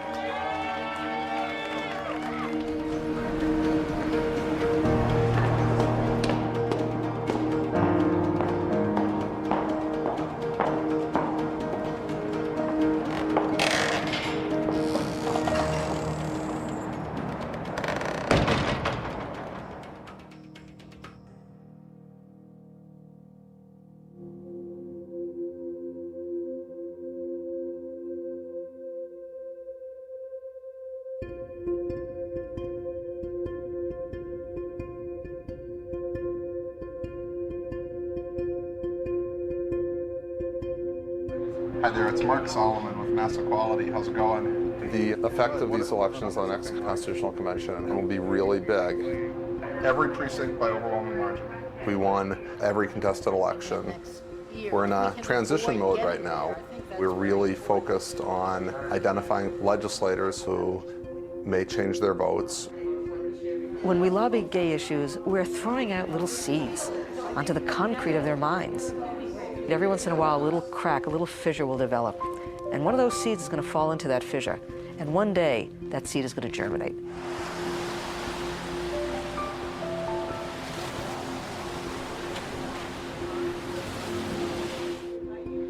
We have advocates all over the state of Massachusetts who care deeply about this issue and who want to win. We need to have them talk to their legislators. As you know, we will be meeting with Senator Lees on Tuesday evening here. And it will be really wonderful to have the meeting with him and to be able to look him back in the eyes and to say, you're supporting discrimination.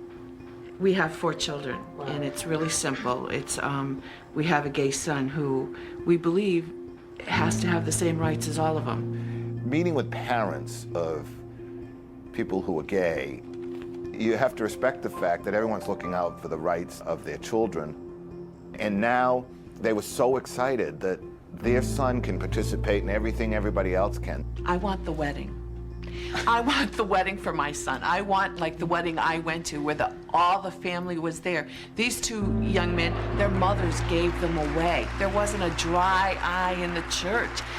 I want that for my son, and I think about that all the time. Hey, Abby, you ready? 1, 2, 3. That's nice.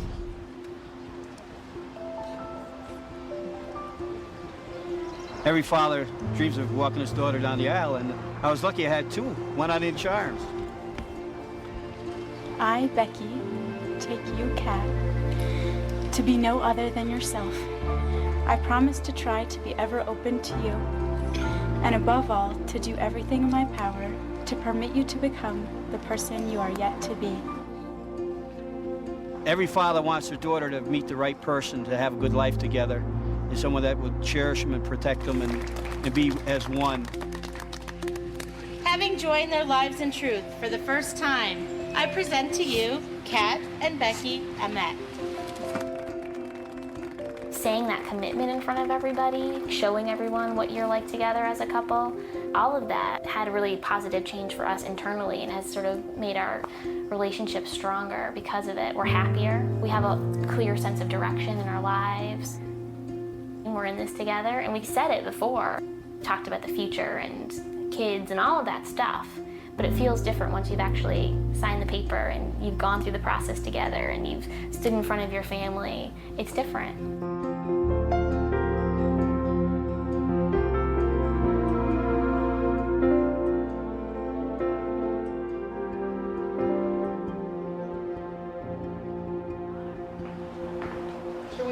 We had a conversation where we started discussing, what we wanted to do. Because all year long it's been marriage, and it's been, the thousands of people in the State House. It's been talking to people about rights and benefits. But it was the first time where it was about us.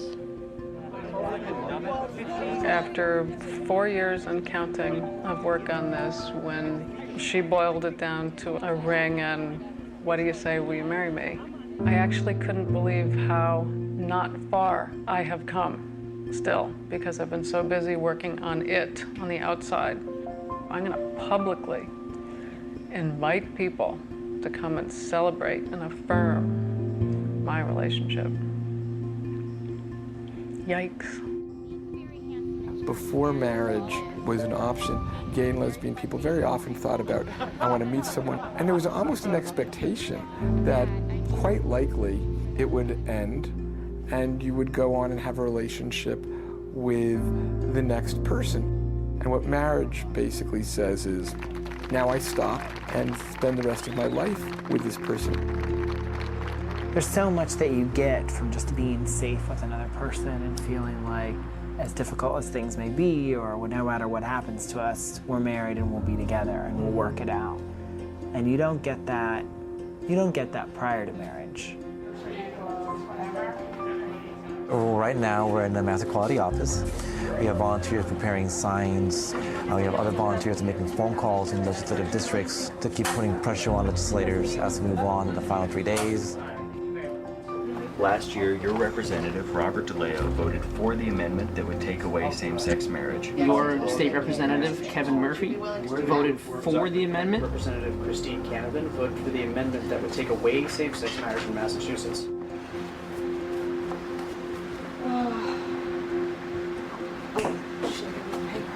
Today's the day of the con-con.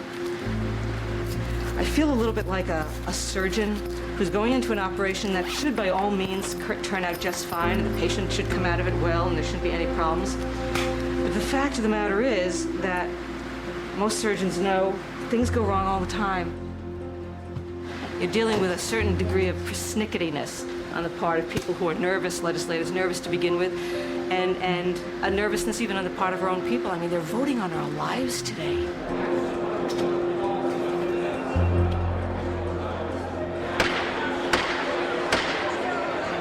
Chair recognizes the representative from Somerville, Councilor Tino. The night before the convention, I asked Carl if he wanted to go out to dinner. We talked about his speech. It is an honor for me to be here today and to cast a vote against discrimination. And he told me that one of his close friends said that he shouldn't really make it a personal speech. And I just looked at him and said, Carl, I know you, and I know that this is what you need to do. In my own family, I came out to them when I was 17 years old. I first told my mother, and my mother cried. She hugged me. She told me she loved me. She said, you're still my son. This doesn't change anything. My family will be there the day that I get married. They will be there to love and support me and the partner that I choose, my life partner. And it makes me wonder, does the Commonwealth of Massachusetts really know better than myself and my family on who I should choose to love and who I should be allowed to marry? If it was your daughter or son, your brother or sister, your mother or father that came to you and said, I plan to marry someone of the same gender, would you not attend their wedding? Would you not still tell them that you loved them and respected them and wanted to be there on their day of joy and love? The chair recognizes the senator from Hampden and Hampshire, Mr. Lees. You know, I've been in the legislature for 17 years, and no issue has generated this kind of interest. I received over 8,000 pieces of mail.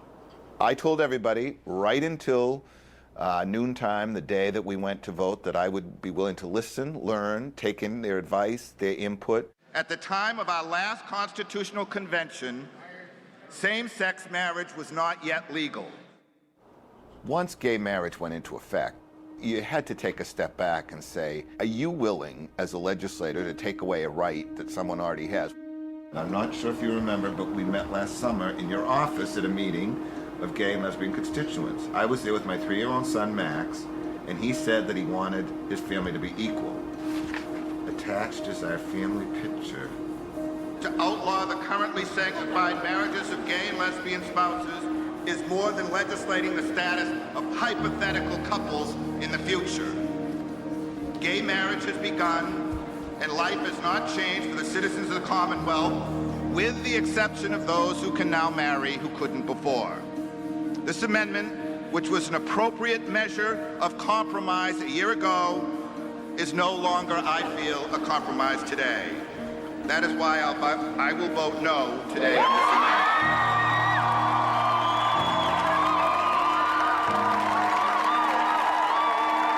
Clerk will call the roll. All of a sudden, someone calls the vote. Jared T. Barrios. After just a few short speeches, they're already going to vote. John A. Hart Jr. No. Wow. Brian P. Lees. No. Having a senator whose name was on the amendment pull his name off the amendment, that clearly was a tipping point. Joan M. Menard. No. Diane Wilkerson. No. Time for voting has expired. The clerk will display the tally.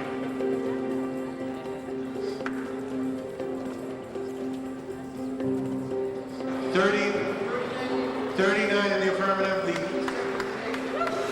157 in the negative, 39 in the affirmative. The amendment does not pass.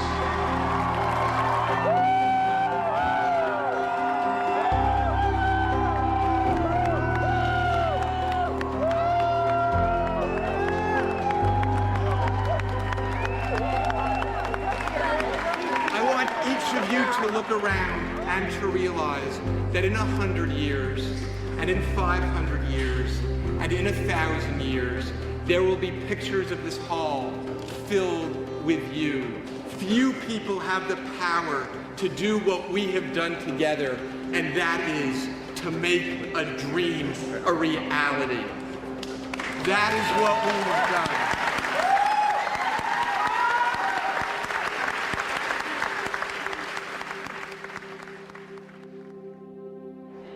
Good morning. My name is Chris Mino, and I'm the president of Massachusetts Family Institute. I had always expected that there was going to be another amendment. Committed to preserving the definition of marriage in Massachusetts. How much longer are we going to be under siege? We have formed a citizens' initiative petition. It's so difficult to stop a citizen's petition for a constitutional amendment because the threshold for the number of votes they need is much, much lower. The Commonwealth shall define marriage as only the union of one man and one woman. I just started to cry because it was, oh God, not again. It's gonna start again. I am a little teapot. La la la. Let's take a trip to the opera. I thought of my kids and how yet more time would be taken away. And I actually thought, oh my God, there goes my 2006, my 2007, and possibly my 2008. Yes, we're tired, but yes, we're going to fight just as hard as we have in the past until the radical right understands the gay and lesbian community will not take anything less than marriage, and until the people stand with us.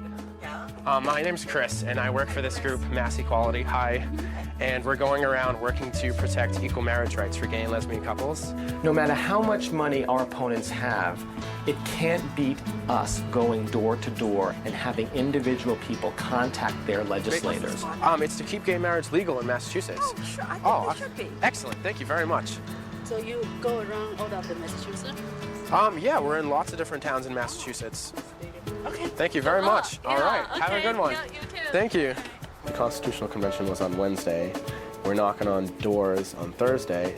We went into a town where the state representative voted for the amendment. And we think that if he hears enough from people in town that he might switch his vote. And then Friday when he goes into his office, he's going to get all these voicemails from people in his town that they're disappointed on his vote. He's going to be like, wow, you know, these guys mean business.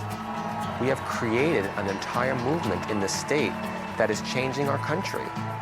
Slowly but surely, this country will move in favor of equal marriage. We are going to be ultimately victorious, one state at a time.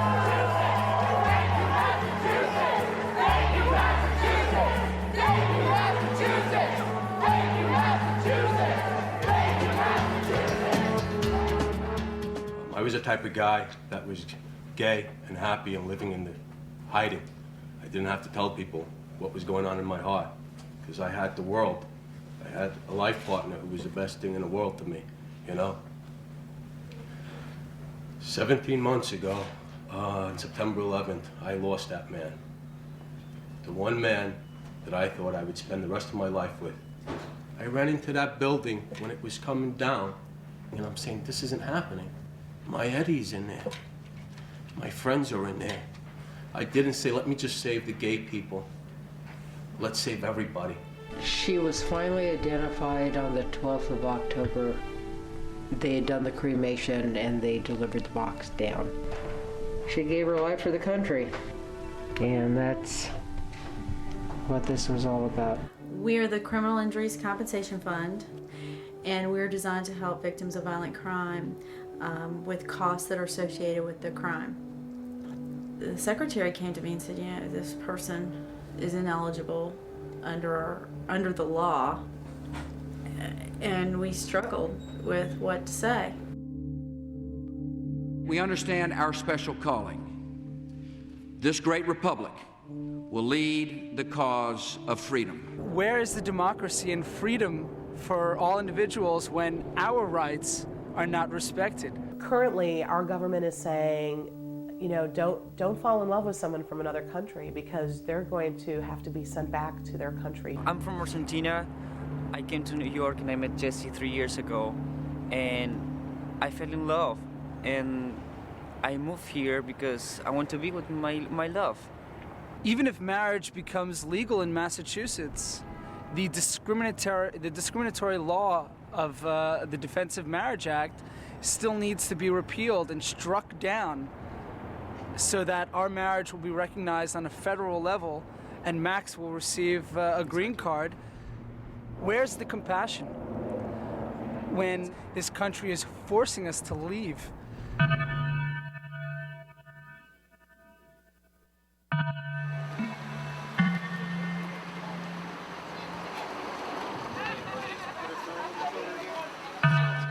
You know, everybody has their personal point of view.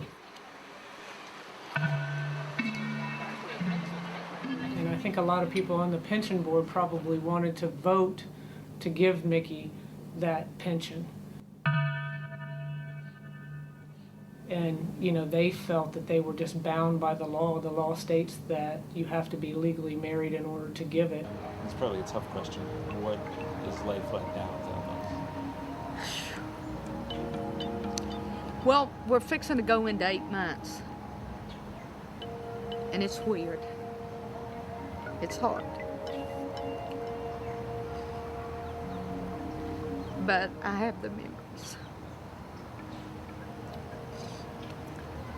You know, you try to sit back and think at last year at this time she was still alive, you know, and for, you know, Valentine's, where you sent off for Care Bears. I'm not sure what they're called, but you send them off and they make the bears and they send them back to you.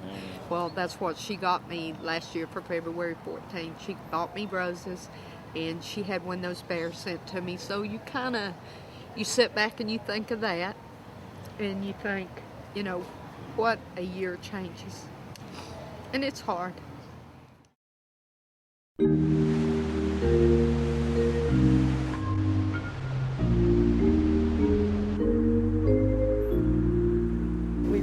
ceremony with our family and everything like this, and now this is the legal thing. I mean, it's not, you know, the best it could be would be in the United States being married, but here this is a little bit of icing that, you know, adds another layer of just like, this feels good. Living in a conservative area of the United States especially, there's some anxiety around what could happen because you don't have the legal protections that just come with being married. We have to go to chapel. Oh, wow. I, Pam, I, Pam, take thee, Jenny, take thee, Jenny, to be my wedded spouse, to be my wedded spouse, for better or for worse, for rich or for poor, for rich or for poor, in sickness and in health. in sickness and in health. I now pronounce you to be legally married spouses. Gotta do the official kiss. Yeah, for sure. Great. How many people there are on this route? It's amazing. Every corner, you just see thousands of people. It's great. The Ontario Court of Appeal ruled unanimously that same-sex couples have the constitutional right to marry. Our Cabinet and Prime Minister have affirmed that they will support equal marriage. So as of right now, same-sex marriage is legal in Canada. We have a number of couples here who are getting married, so it's a great day to celebrate here at Toronto Pride. I think it's great that everyone should have the choice to marry if they want to. It's about time. We love it. I'm gonna get married.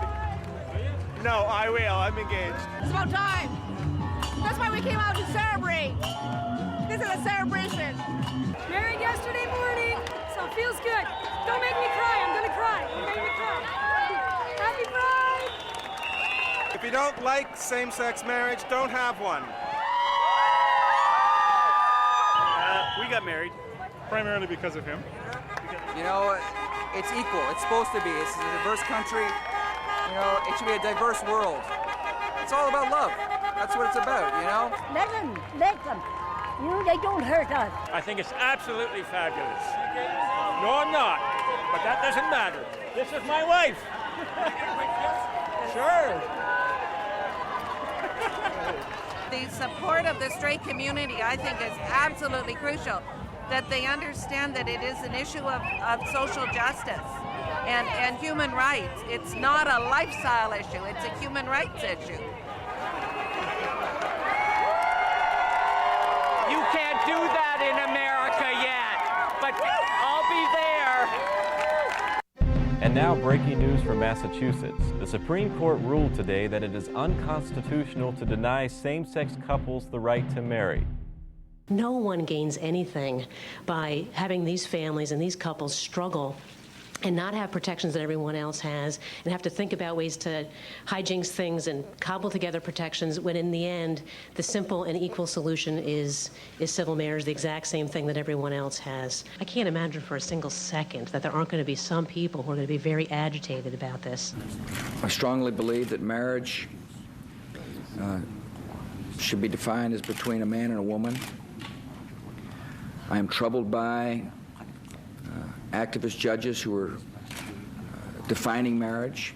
Our opponents have bussed people in from Georgia, from Virginia. Most of them are outside right now saying very nasty, vicious, hateful things about us. He's going to take these anus fudge-packing sodomites, he's going to cast them into hell when their anuses are riddled with blood, and they got to wear diapers. He created you male and female, the Bible says. Male and female. Bible says not you homosexual, not bisexual, not anything but heterosexual. But you heterophobes don't like that because you don't want to listen. I'm straight. We're both straight.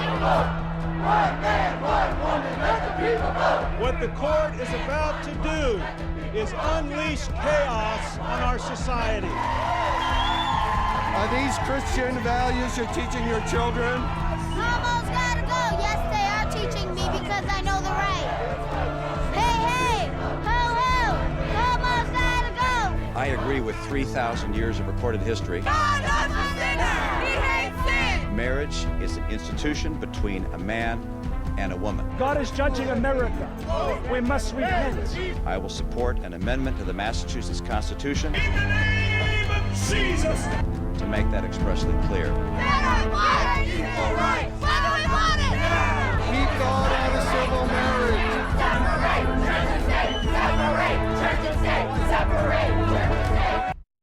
Republican Congresswoman Marilyn Musgrave is the lead sponsor of a federal constitutional amendment that would define marriage as the union of a man and a woman. The President of the United States puts his support behind the federal marriage amendment. The federal marriage amendment is a threat to so many fundamental American principles. It's a threat to federalism. It's a threat to constitutions to secure people's rights.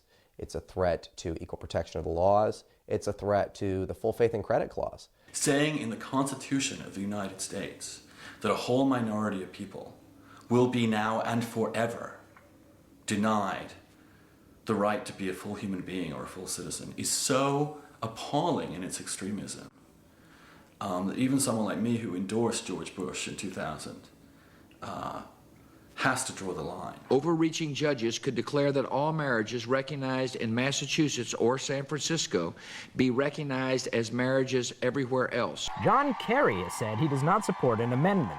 The Bush campaign will also point out that Kerry voted against the 1996 Defense of Marriage Act, which permits a state not to recognize marriages from another state. I believe that marriage is between a man and a woman. Since Hawaii defeated gay marriage in 1998, 38 states have enacted laws to define marriage as only one man and one woman. And look for gay marriage bans on the ballot in these crucial battleground states: Missouri, Ohio, Michigan, and Oregon.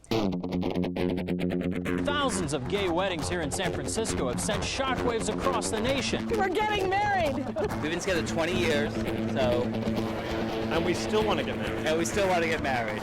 The mayor of New Paltz, who performed more than 24 marriages last week, will be in court tonight facing criminal charges. In New Mexico, about 20 gay couples were married today. Every single county in the state is responsible for upholding the Constitution in the same manner that we are. They must do the same thing that we did today. I thought for the 29th anniversary we'd actually get married.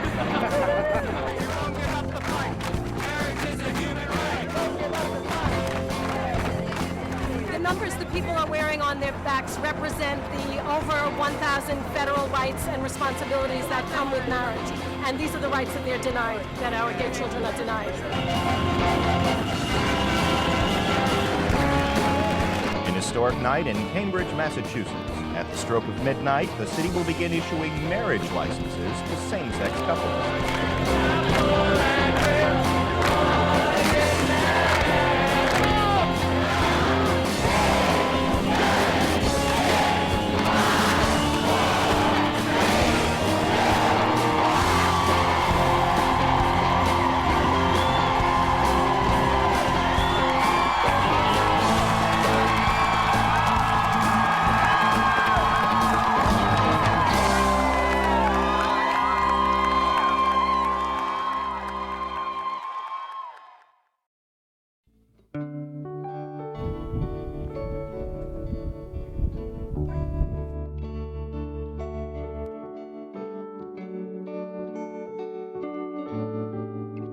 Over this way, please. Thank you.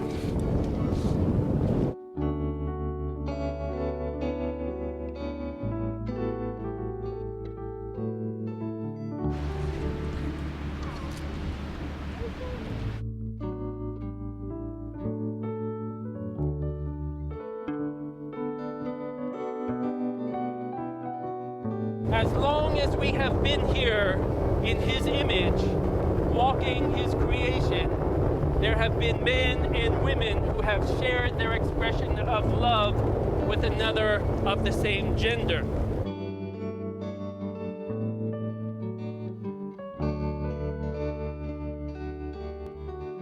It's high time we put an end to the queer notion that it is sinful to be gay or for gays to come together to be married.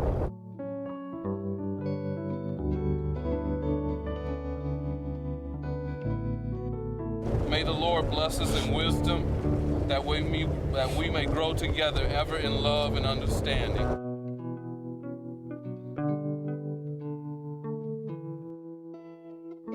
With this ring, I thee wed, my beloved, my best friend.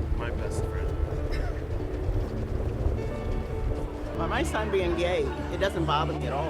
I looked at him as a person. I still look at him as a person.